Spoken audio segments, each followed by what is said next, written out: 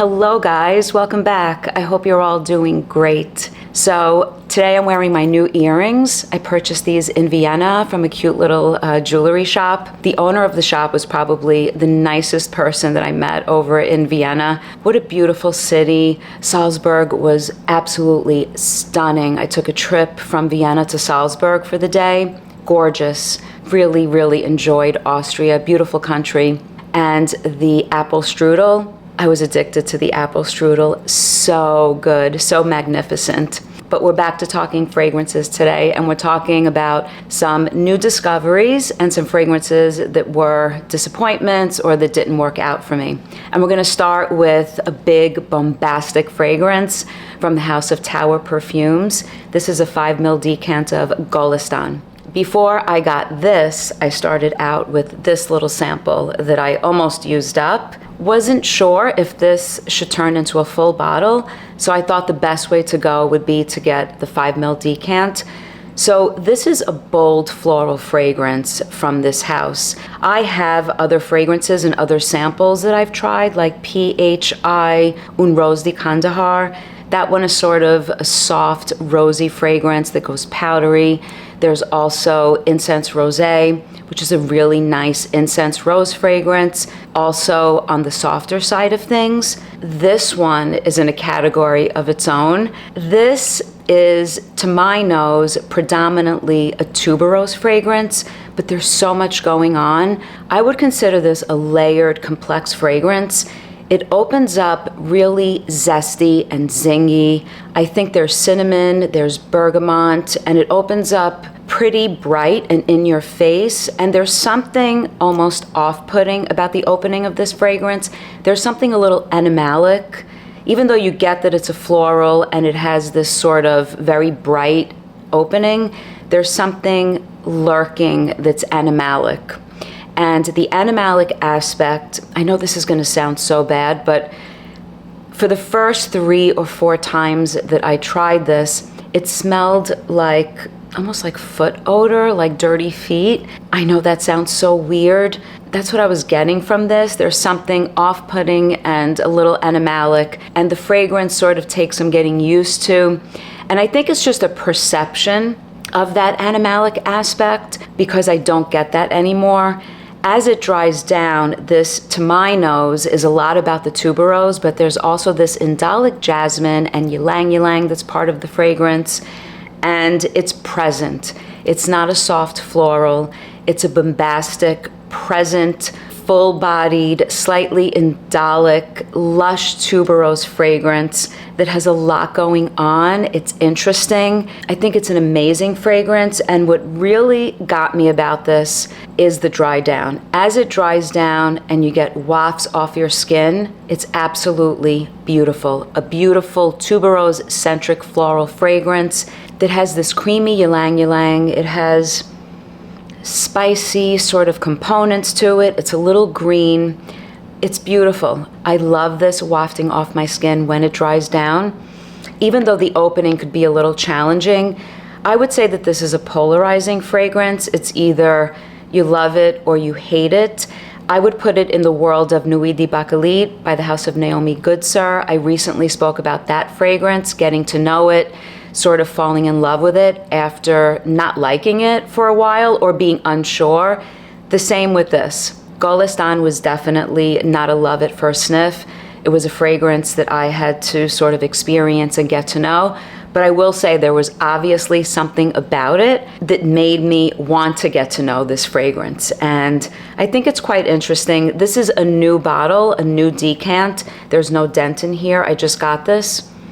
So I look forward to wearing this more, and I would consider it a discovery. And I will say I've been sampling other floral fragrances from the House of Tower Perfumes, and I will say that my introduction to this house was with the ambers. And I didn't realize how talented Andy Tower is with the florals and fragrances. I have a decant of La Maroc Pour Elle, which is a jasmine fragrance. Absolutely beautiful. And there's another one whose name escapes me right now. I'll put it up on screen. I absolutely love that one. So I came to learn that Andy Tower is really talented with the floral fragrances as well. So Golestan is definitely a recent discovery of mine. So the next fragrance I want to talk about is from a house that I do like. It's from the house of Hiram Green. I own a 5 ml decant of Moon Bloom, beautiful tuberose fragrance. I own a full bottle of Vivacious, beautiful fragrance, violet, almost a little vintage-like. This one is Arcadia, and I had high hopes. I wore this 3 times. I had high hopes for this, and in the end, it turned out to be a bit of a disappointment. So Arcadia is predominantly a lavender / tonka bean fragrance that opens up with this combo of tonka bean, fresh lavender, and bergamot. That's what I get when this first opens, and it's really beautiful in the opening. I think there's a very nice dose of tonka bean in here, which goes really powdery, which is nice and full, and it gives a warm sweetness to the fragrance. And there's also a nice dose of lavender, which is very fresh. And what's interesting is that lavender in fragrances oftentimes turns me off because I feel like it goes into either a barber shoppy direction or, for me personally, maybe a little masculine. But this one, because of that tonka bean and the bergamot, is perfectly balanced. And it was immediately reminiscent of something like Chanel's Jersey, which I mentioned I felt took the lavender into too much of a sweet direction. That's also another fragrance that I don't find leans masculine, totally unisex, that I like to wear, except it's a little too sweet. So this one opens up beautifully, but it's in the dry down that this loses me. In the dry down, I feel that I lose, at least on my skin, the fragrance loses the tonka bean, that warm sweetness, and I feel like I'm left with this sort of sharp lavender that unfortunately my nose is associating with almost an aerosol hairspray type of a note, or maybe something that's reminiscent of a spray deodorant, like that aerosol that you get with a spray deodorant. And the lavender is there, but there's something aerosol-like that comes along with the lavender, and I'm not getting that warm tonka bean that is so beautiful in the opening and in the mid portion of the fragrance. It's long lasting, it wafts off my skin, so the sillage is nice, it projects nicely all the way to the dry down. So if you think you like what this sounds like, the tonka bean lavender, and maybe the dry down works out on your skin, and you don't get the association that I get on my skin, you might want to try it out. I am a fan of the House of Hiram Green, like I said. I like Moon Bloom and I like Vivacious. This one just happens not to work out on my skin, and so it was a bit of a disappointment because I'm so in love with the opening of this fragrance. Really nice. In the opening, I thought, wow, this is almost a better, more full-bodied version of the lavender sort of vanillic thing that Jersey by the House of Chanel is trying to do with that fragrance. But unfortunately, I would pick Jersey over this one in the end when I consider the dry down of this fragrance. So this didn't work out. It was a disappointment for me, but for anyone that likes lavender and vanillic or tonka bean in a fragrance, you might want to try this one out. It's a fantastic house. And like I said, the performance of this one is pretty good. So that's Arcadia by the House of Hiram Green. So the next one is from the House of Orman Jane, which is a house that I'm also a fan of. I have a 10 ml travel size of Vanille d'Afriques Intensivo. These 10 ml bottles, travel size bottles from this house, they're so high quality. I really like them. I have Tanger in the same travel bottle, and I took that one on vacation with me, and they're really great. And this fragrance is a vanilla fragrance, vanilla done really, really well. So if you guys know my taste, if you know my channel, I always say I'm not a big fan of sweet fragrances. So I'm not someone who is necessarily into vanilla fragrances, sugary fragrances, sweet fragrances, but a vanilla fragrance that's done well, I can definitely appreciate. So this one reminds me a lot of the fragrances from the House of Celine.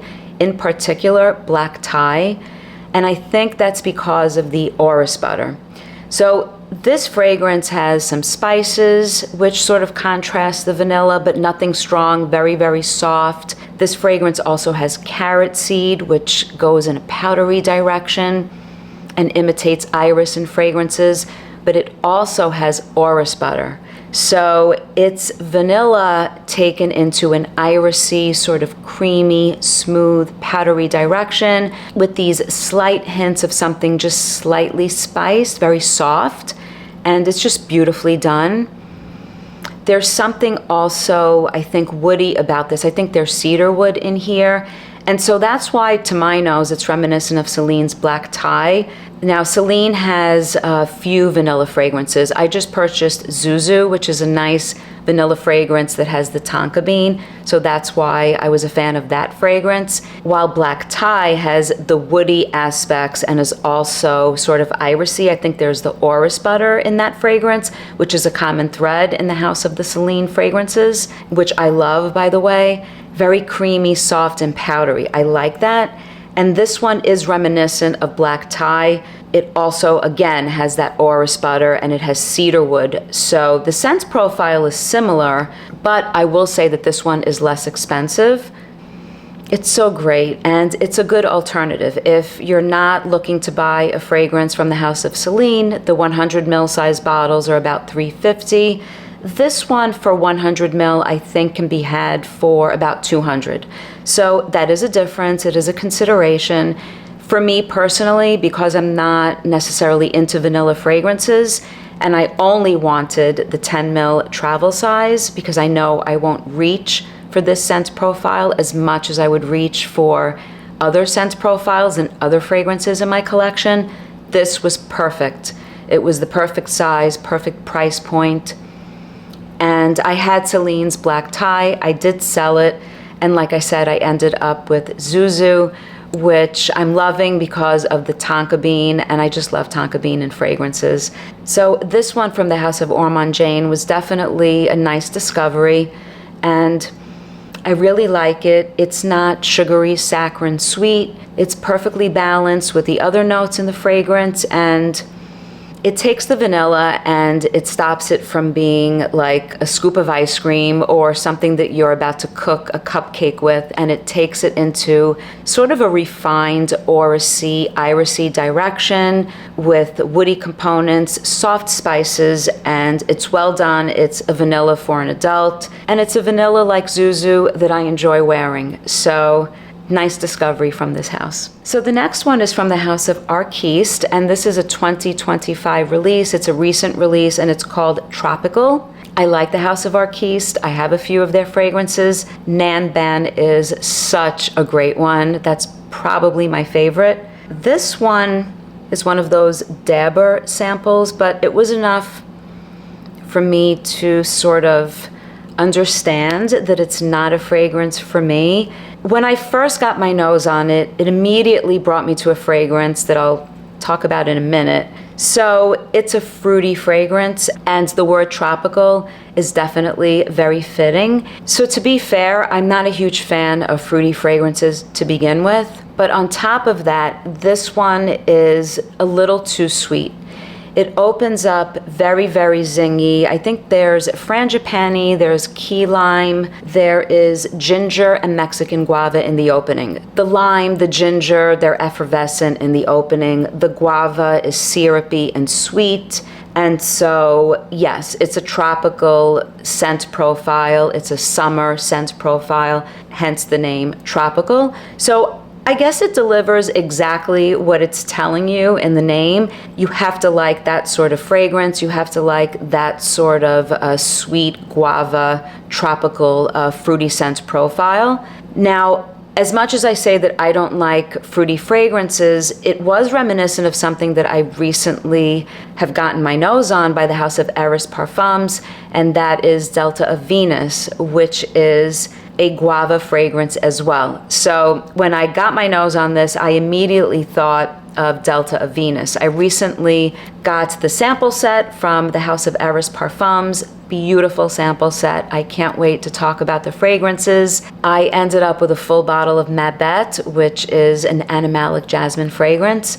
But Delta of Venus in that house is a guava fragrance. But it's a guava fragrance that I would choose over this fragrance. And that's because that fragrance is delivered in a little bit of a softer way, a little bit more powdery, while this one is a little too sharp, a little too sweet, fruity, to my nose at least. That fragrance, I feel, is a little bit more realistic in terms of what the guava smells like. It's so juicy without giving the additional sweetness. So it's a juicy fruit. It reminds me of a stick of juicy fruit gum, the yellow package of juicy fruit gum, in a good way, in the best way possible. It's realistic of a juicy sort of fruity guava. You feel like you could sink your teeth into the fruit. You feel like your mouth is salivating from the fruitiness, but without being too sweet. It's powdery, it's soft, and it's a realistic sort of fruity fragrance that I could wrap my head around and I could wear, I think. I think I could wear Delta of Venus. No offense to anyone who has gotten their nose on this and enjoys this. It's a fun fragrance. It's just too fruity and too sweet and maybe a little bit too synthetic for me, for my taste. So Tropical from Arquiste was not a fragrance to my liking, but maybe you guys can let me know in the comments if you've gotten your nose on this and whether maybe someone else has a different opinion about this, which is fine. It's all subjective, right? So the last one is absolutely gorgeous, gorgeous. I absolutely have to add a full bottle of this to my collection. I would say in the fall because of the scent profile. And this is L'Eau d'Immortels by Voyage Imaginaire, which is a house that I've had on my radar, a house that I am going to be sampling. I ordered a bunch of samples from this house. They have a tea fragrance. I think it's called Tea and Rock and Roll, something like that. It sounds magnificent. I think it gets pretty good reviews. And this one has been on my radar, and I finally got a decant of this. It is amazing. So even though Immortels is in the name of the fragrance, what I get here is more of a patchouli fragrance. I feel like there's a good dosage of patchouli and a good dosage of Immortels, so that you don't have a patchouli that's too earthy, too dark, too soil-like, and at the same time you have a fragrance where the Immortels isn't super prominent, where some of the components of Immortels, which can be a little tough and a little off-putting, is sort of muted by the patchouli. So I feel like there's a patchouli Immortels sort of balance going on, even though from what I saw on Profumo, there is no patchouli note in here. I'm just describing what I get. What I get in this fragrance is this beautiful resinous, sweet patchouli / Immortels, syrupy, full-bodied fragrance that has a little bit of texture to it. I really, really like this.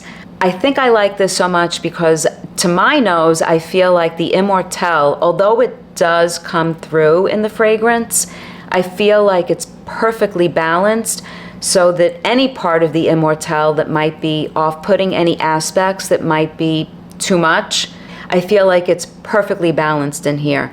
As it dries down and it gets closer to the dry down, the Immortels starts to come out, and I get sort of the honey nuances, the tobacco sort of nuances that I associate with Immortels, that dry, almost earthy aspect.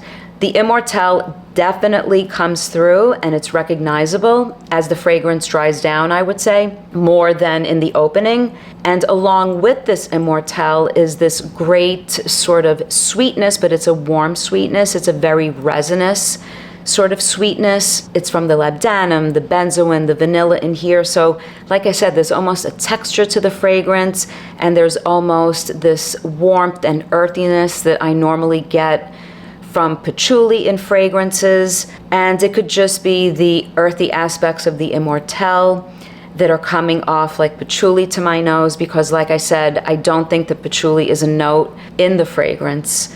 That's what I get. I think it's a beautiful, warm fragrance. I think it's a fragrance that sort of stops short of taking an Immortels sort of scent profile into a gourmand direction. It's not too sweet, but it definitely has a nice, warm, good dose of sweetness. It's really nice. I really like this. And I did do a side-by-side comparison with Les Innombrables, the Immortels Solaire, which I recently spoke about, which is a great fragrance as well. I love that house. I'm always talking about the fragrances from Les Innombrables because I love all of them. And there's definitely a difference in the level of sweetness. That fragrance, when I had it, comparing it to this one on skin side by side, it allowed me to sort of pick up even more on the licorice in that fragrance. And that fragrance does not have the sweetness that this fragrance has. This one is very resinous, and there's a sweetness that comes along with it. So I really like this one. I definitely want a full bottle. It's great. I definitely get the Immortels. I get it even just putting my nose to the sprayer of this little decant. That sort of earthy, almost a little smoky, tobacco-like. There's something sweet that comes along with it. It's great. It's a beautiful fragrance. It's Immortels done really, really nicely. I like this one. And like I said, I have some samples coming from this house. And I think one of the creators of this house is the daughter of Annick Goutal. So the perfumers behind this fragrance, there are two. It's Isabelle Doyen and Camille Goutal. And again, Camille Goutal is from Annick Goutal. I was always a fan of the Annick Goutal fragrances, so that alone leads me to want to try other fragrances from this house, Voyage Imaginaires, and I have heard great things. This one I think is definitely a fantastic discovery, and I think it's a fantastic fragrance. Very well done, very nice. So that's it for today, guys. Let me know in the comments if you guys are familiar with any of these fragrances, what you guys think, if you share my opinion, if you disagree. I'd love to hear your comments on all of the fragrances that I talk about on this channel. And as always, thank you so much for watching, your support, and all of your comments. Until next time, bye guys.